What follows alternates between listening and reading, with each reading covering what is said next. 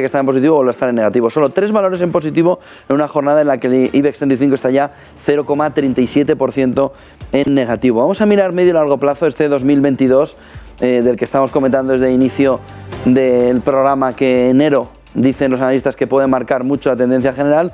Gonzalo Sánchez Crespo, director de inversiones y consejero de GES Consult. Bienvenido, buenos días. Hola, muy buenos días. ¿Creéis que enero puede ser un poco la tónica general del año y que estemos entrando en un año negativo, aunque es demasiado pronto para decirlo, pero viendo un poco los últimos casos, puede marcar tendencia enero?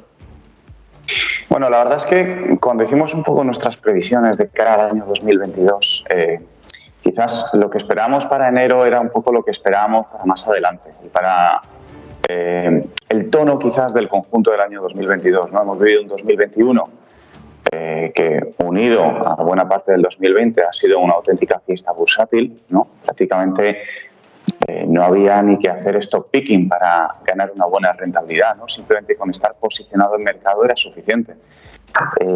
Y lo que hemos visto, bueno, pues que ha habido muchos vientos de cola, muchos vientos a favor a nivel bursátil, que han ido desapareciendo o se han ido diluyendo con el tiempo. Y realmente este 2022, pues bueno, empezamos con ciertos vientos pues que ya no eran tan de cola, ¿no? Para empezar, un tapering que ya a finales de noviembre, principios de noviembre, ha ido tomando mucha más forma.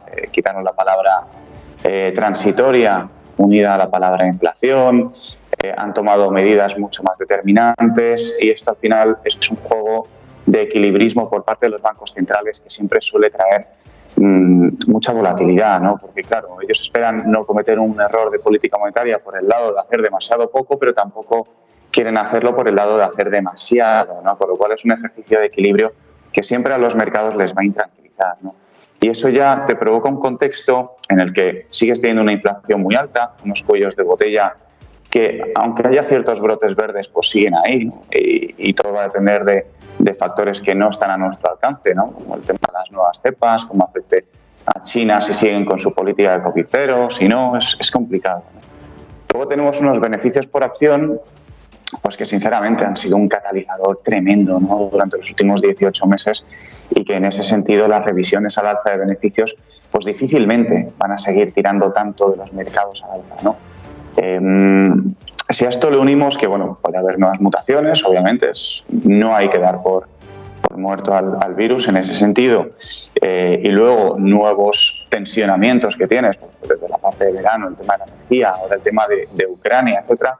Pues bueno, tienes un contexto en el que no está tan claro, ¿no? Entonces, realmente, el posicionamiento de GES Consult como casa de cara a un 2022, es decir, bueno, la parte más fácil del mercado ya ha pasado, de cara a 2022 probablemente lo que hay que hacer es ser más selectivo, ¿no? Y optar por compañías que aunen fundamentos de valoración con fundamentos de calidad, ¿no? Es decir, lo cualitativo y lo cuantitativo se tienen que unir para realmente tener compañías que sean líderes de mercado, que tengan barreras de entrada muy fuertes, que vayan a ser capaces de sostener sus márgenes en un contexto de una inflación de inputs muy fuerte.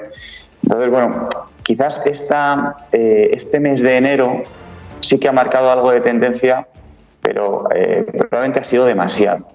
Yo creo que aquí sobre la mesa ha pesado mucho esta carta de la Fed americana de tocar el balance, que era algo que la gente pues realmente no esperaba hasta más adelante. Entonces han visto ese posicionamiento más agresivo, el mercado se ha puesto nervioso y ha habido una rotación hacia ciclo, incluso ha habido algunos días de sell-off directamente cuando lo uníamos con lo de Ucrania, ¿no?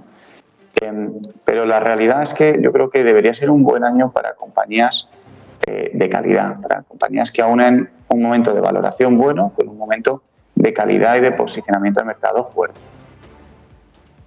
Nombrabas varios capítulos importantes, por un lado la inflación, pero también la Reserva Federal.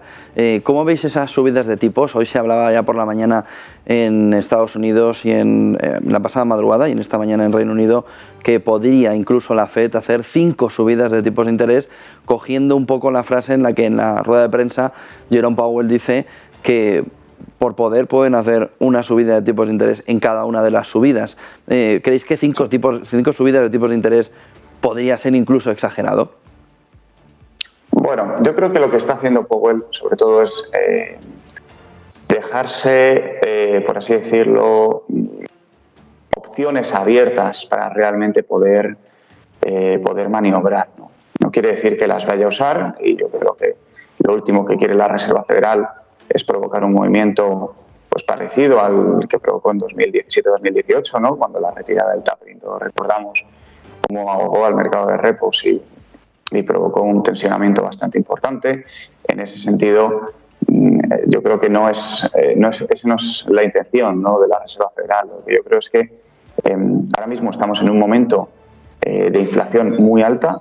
Lo que quieren es mostrarse muy determinados a actuar para luego probablemente no tener que hacerlo. Quién sabe. O sea, ellos lo que quieren es dejarse la mano abierta para poder utilizar todas sus medidas y luego, en función de los datos, irán viendo si lo hacen realmente o no. Pero ellos no quieren generar en ningún caso un error de política monetaria.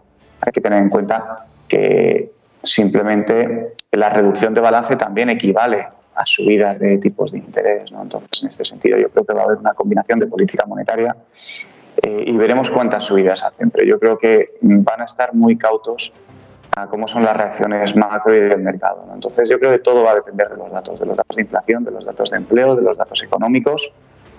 Entonces, bueno, iremos viendo.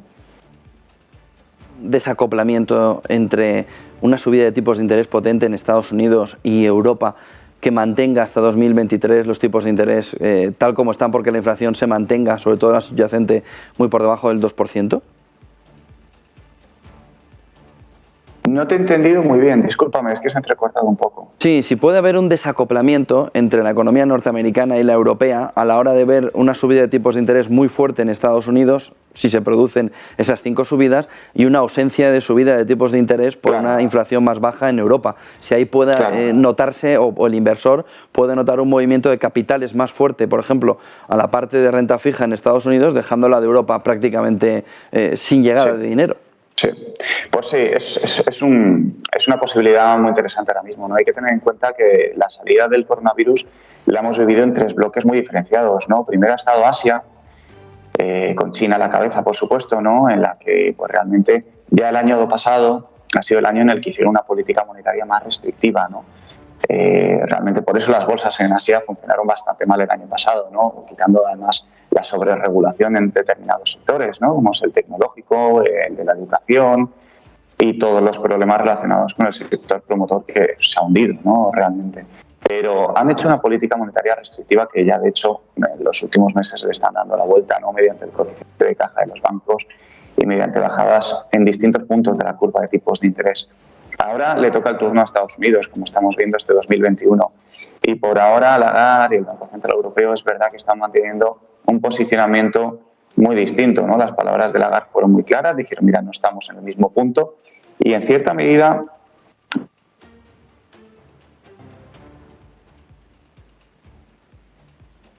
parece que hemos perdido la conexión con Gonzalo, González Sánchez Crespo, director de inversiones y consejero en GESConsul. Vamos a dejar ahí la entrevista viendo todos los detalles, apenas que nos hemos quedado ahí en ese detalle importante, que es ver cómo se pueden comportar rentas fijas en Europa y en Estados Unidos. Parece que podemos volver a hacer la conexión con Gonzalo. Gonzalo, perdona, que se nos ha interrumpido la conexión contigo.